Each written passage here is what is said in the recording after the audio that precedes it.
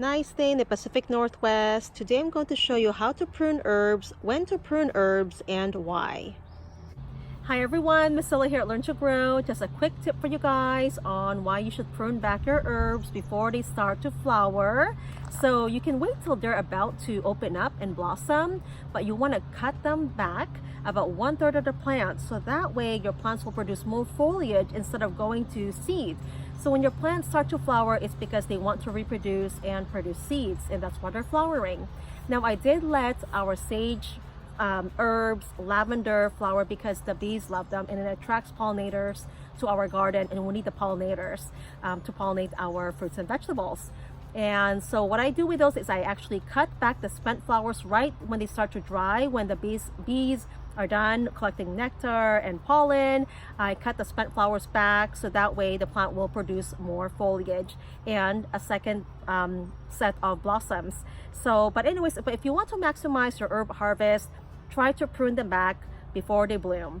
And that way you can get more leaves to harvest to eat or use for your essential oils. You can infuse honey with herbs. You can dry them, freeze them. So that's pretty much it, guys. So just remember to cut them back. So let me show you here. This is an oregano. And once they start to grow these smaller side stems, like that, so when they start to grow smaller leaves, that's a good sign that they're about to flower. Especially around this time, they usually start to do this right before summer.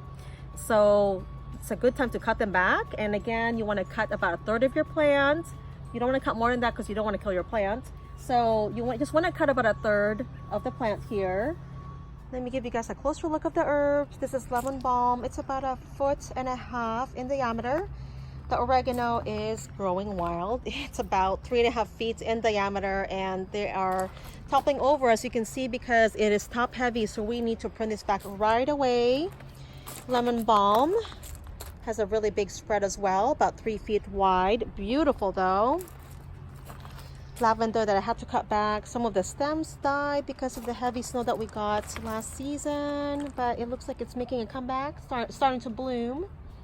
Another lemon balm, another oregano that's kind of toppling over, so you can see it's on the gravel. So another one that we need to definitely prune back. This is another lavender plant that I pruned back. A lot of it died as well, just like the other one because of the heavy snow.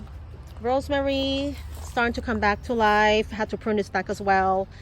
Was damaged by the snow. And this is the sage that I am letting flower, also as the same as the lavender plant, so the bees will love that.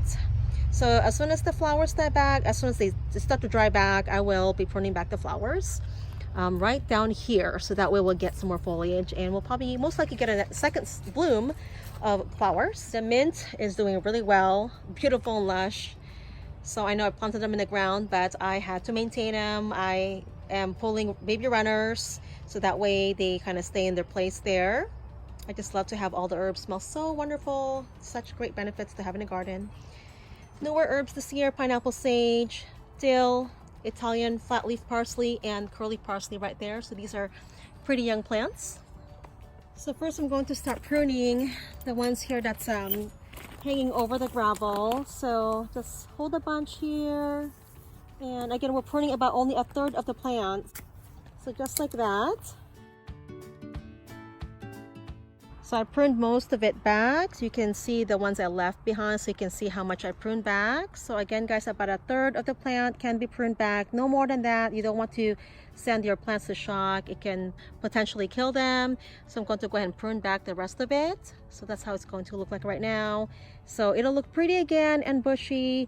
In fact, these leaf buds along the side of the stems there will branch out into new stems, so your plants will be bushier and lush again. And also, the best time to harvest your herbs is early in the morning. They'll contain more essential oils, especially if you are going to preserve them for drying and or freezing. And also the best time to cut them as well is right before they blossom.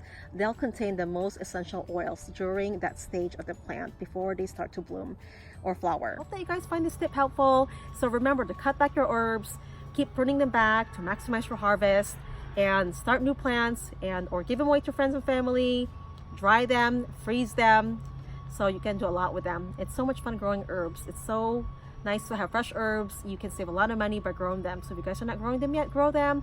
And also great to attract pollinators and also repel insect pests such as mosquitoes, aphids, flies. So there's so many things that herbs can do for your garden. There's such great companion plants for our fruit and vegetable gardens. So thanks for joining me, guys. And so let's prune some herbs, and I hope that you guys find this tip helpful. Happy gardening!